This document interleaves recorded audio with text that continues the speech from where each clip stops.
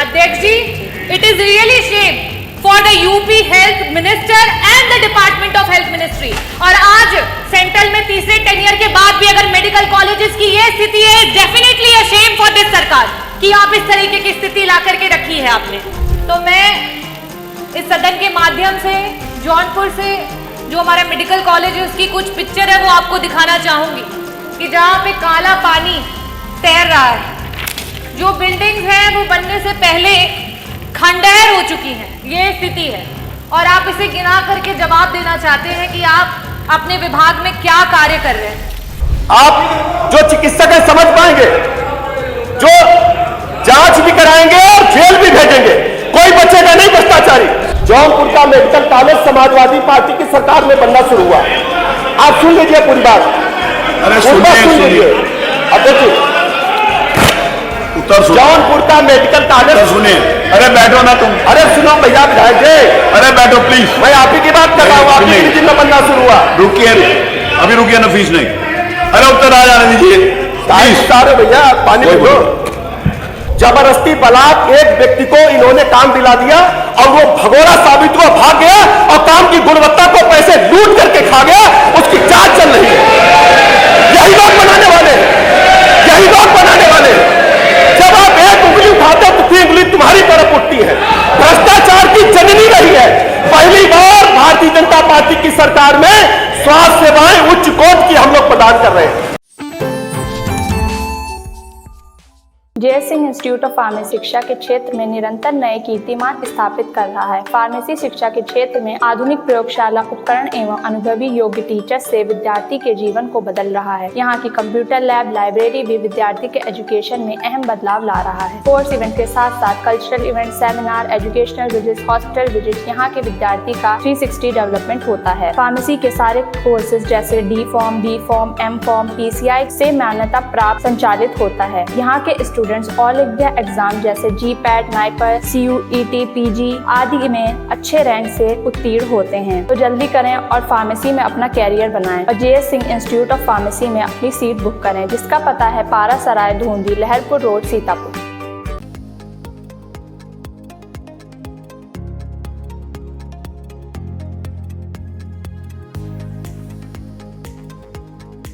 मुझे प्रश्न पूछने का अवसर दिया।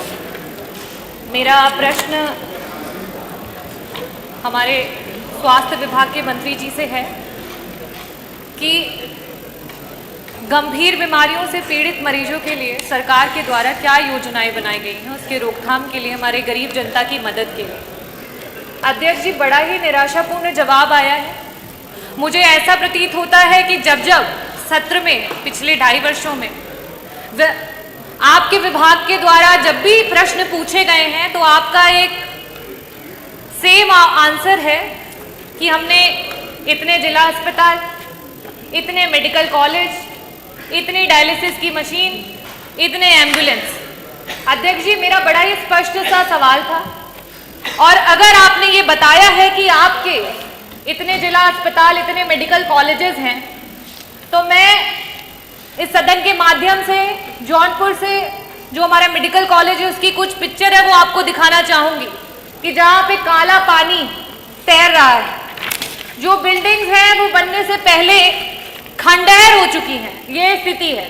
और आप इसे गिना करके जवाब देना चाहते हैं कि आप अपने विभाग में क्या कार्य कर रहे हैं। मैं ये टेबल कर दूंगी अध्यक्ष जी, ताकि ये मंत्री जी के पास जो असली पिक्चर्स है वो पहुंचे और उन्हें पता चले कि जो बार बार आप ये कहते हैं कि हमने मेडिकल कॉलेजेस बना दिए, जिला अस्पताल बना दिए, उन जिला अस्पतालों और मेडिकल कॉलेजेस की क्या स्थिति है।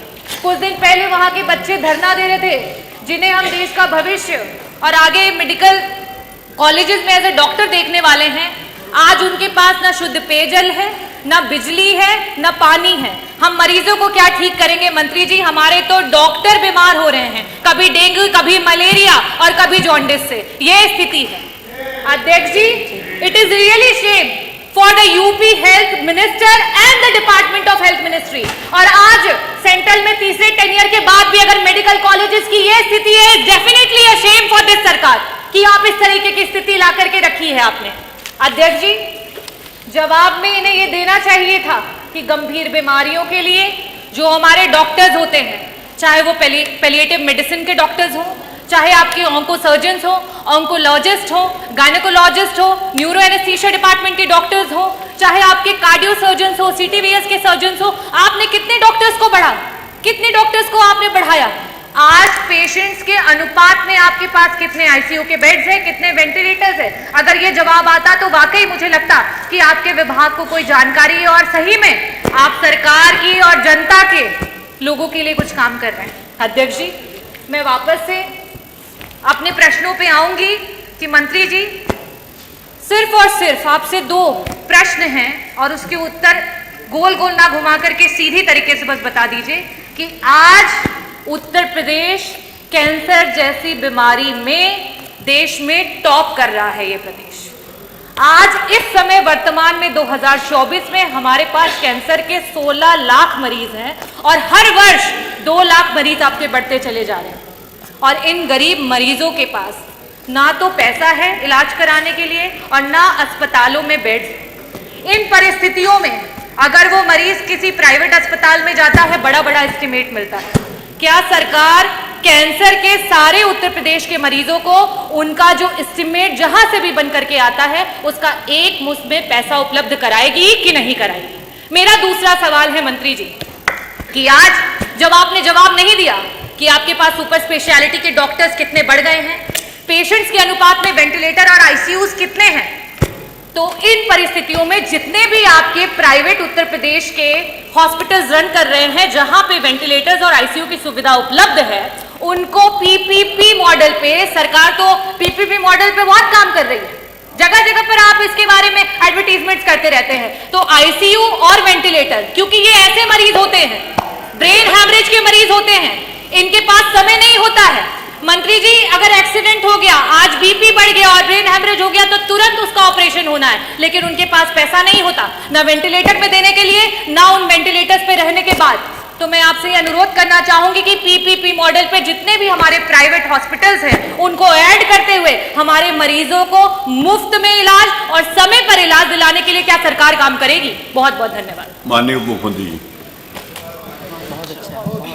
आपका जो सवाल था कि उत्तर प्रदेश सरकार गंभीर बीमारियों से पीड़ित मरीजों की मृत्यु दर को घटाने के लिए क्या काम कर रही है, हमने इस संबंध में स्पष्ट जवाब दिया है कि उत्तर प्रदेश सरकार ने अपने डिस्ट्रिक्ट हॉस्पिटल्स के माध्यम से, टर्सरी केयर के हॉस्पिटल्स के माध्यम से लगातार उच्च कोटि की चिकित्सा व्यवस्था देने का काम किया है। जहाँ तक गंभीर मरीजों के धनाभाव का सवाल है, इसके लिए माननीय प्रधानमंत्री जी की दुनिया की सबसे बड़ी योजना आयुष्मान भारत उत्तर प्रदेश में लागू है और मैं सदन को बताना चाहता हूं कि पूरे भारतवर्ष में उत्तर प्रदेश नंबर 1 पर है आयुष्मान भारत कार्ड बनाने में। और हमने सरकारी अस्पतालों के साथ साथ प्राइवेट अस्पतालों को भी उसमें चिन्हित किया है, रजिस्ट्रेट किया है, वहां भी हम निःशुल्क इलाज दे रहे हैं। सबसे बड़ी बात यह है एम्बुलेंसेज के बारे में, हमारी 102 एम्बुलेंसेज और 108 एम्बुलेंस लगातार काम कर रही है। 2200 एम्बुलेंस हमारे पास 108 की है, 2270 एम्बुलेंस हमारे पास 102 की है और इनको हम लगातार मरीज को अस्पतालों तक पहुंचाने का काम कर रहे हैं। डायलिसिस की चिंता हम आप माननीय सदस्य ने की। डायलिसिस के बारे में उत्तर प्रदेश में इससे पहले जिला स्तर पर डायलिसिस नहीं होते। बड़े शहरों में कानपुर, लखनऊ, मेरठ, बनारस जैसे बड़े शहरों में होते थे। डायलिसिस की सुविधा देने वाला राज्य 74 जनपदों में आप हर जिला मुख्यालय पर डिस्ट्रिक्ट हॉस्पिटल में 10 बेड उपलब्ध है, जिससे डायलिसिस की सुविधा हम दे पा रहे हैं। 71 हमारे जिला चिकित्सालय है जहां हम सिटी स्कैन की सुविधा पहली बार दे पा रहे हैं। पहले डिस्ट्रिक्ट हॉस्पिटल्स में सिटी स्कैन की सुविधा नहीं होती। इसके अलावा टीबी रोगियों के बारे में आपने चिंता ही नहीं की। टीबी रोगियों के बारे में पहली बार उत्तर प्रदेश सरकार ने टीबी रोगियों को इतनी बड़ी संख्या में चिन्हित किया है और चिन्हित करने के साथ साथ टीबी से मुक्ति दिलाने के लिए हम उनको गोद भी ले रहे हैं। हमारे सभी अधिकारी, हमारे माननीय विधायकगण, हमारे जनप्रतिनिधिगण और उनको पोषण सामग्री भी उपलब्ध करा रहे हैं। टीबी की रोगियों की संख्या में हम तेजी के साथ कम करने के दर तेजी के साथ आगे काम कर रहे हैं। इसके अलावा सभी जिला चिकित्सालयों में हमने क्रिटिकल केयर यूनिट बनाए हैं जो आज तक नहीं थे, जो 50 और 100 बेड के हैं, जहां पर हम सभी टर्सरी केयर की सुविधाएं उपलब्ध कराने जा रहे हैं। जहां तक स्पेसिफिक सवाल कैंसर से पीड़ित मरीजों के लिए है, हम आपको बताना चाहते हैं आयुष्मान भारत कार्ड के साथ साथ माननीय प्रधानमंत्री जी की जो अपना निधि है और मुख्यमंत्री जी की जो व्यक्तिगत मुख्यमंत्री जी जारी करते हैं गंभीर मरीजों के लिए, ऐतिहासिक देख से पहली बार दोनों जगह मैं कह सकता हूं कि माननीय सदस्य बैठे विपक्ष के भी, अगर सही बोलेंगे तो पहली बार मुख्यमंत्री सहायता कोष से पहली बार इतनी बड़ी संख्या में जो भी मरीज मांगता है,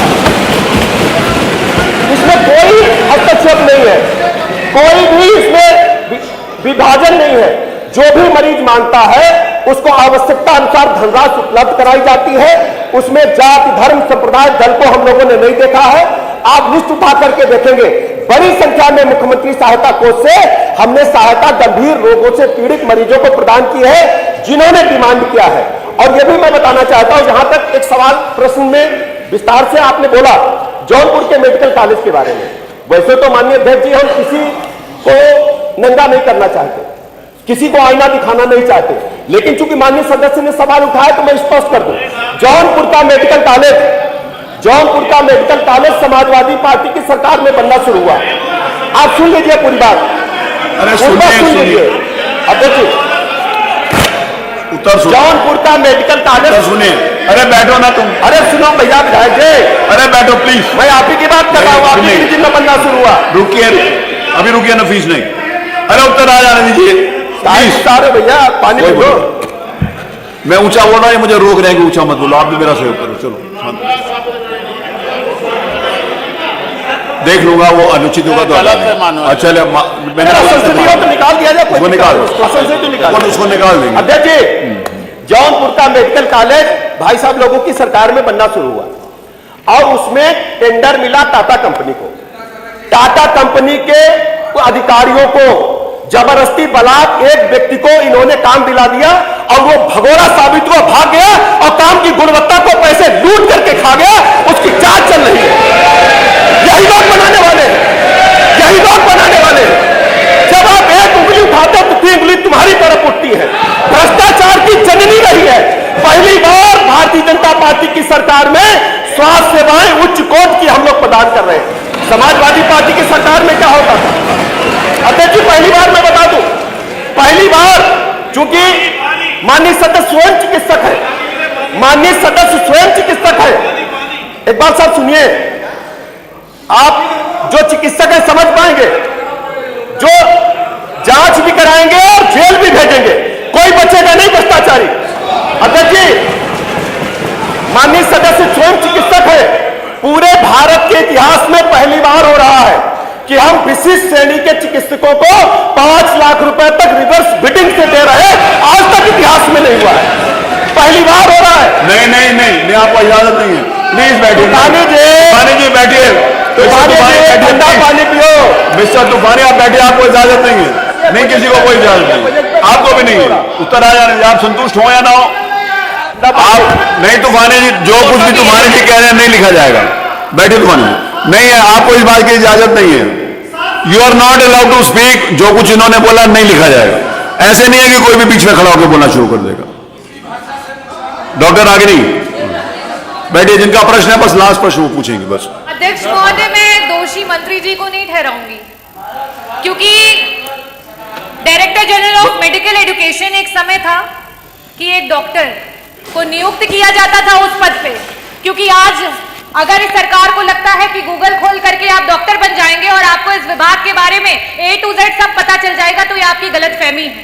director general of medical education जब तक एक डॉक्टर नहीं होगा तब तक उसे पता नहीं चलेगा कि आपकी स्वास्थ्य व्यवस्था कैसे ठीक होगी। और आज सिर्फ मरीजों का नहीं, डॉक्टरों का भी बहुत बुरा हाल है आपकी सरकार में। और प्रश्न क्या आपका? प्रश्न ये प्रश्न पूछना चाहूंगी कि क्या सरकार DGME के पद को चेंज करके IAS ऑफिसर से हटा करके एक डॉक्टर जो उस विभाग के बारे में पूरी जानकारी रखता हो उसको वहां पे बिठाएगी या नहीं बिठाएगी? अध्यक्ष जी, सवाल तो ये स्वास्थ्य विभाग से इन्होंने लगाया है, सवाल इन्होंने चिकित्सा शिक्षा का पूछा है, लेकिन फिर भी मैं बता देता हूं, उत्तर प्रदेश सरकार ने कैबिनेट से पास किया है और इसको हमने निर्णय लागू किया है, उसके अच्छे परिणाम आ रहे हैं, कहीं कोई दिक्कत नहीं है।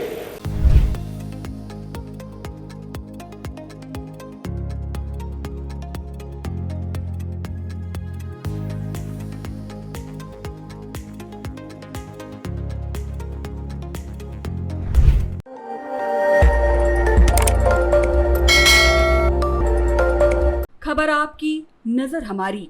देखते रहिए आई इंडिया।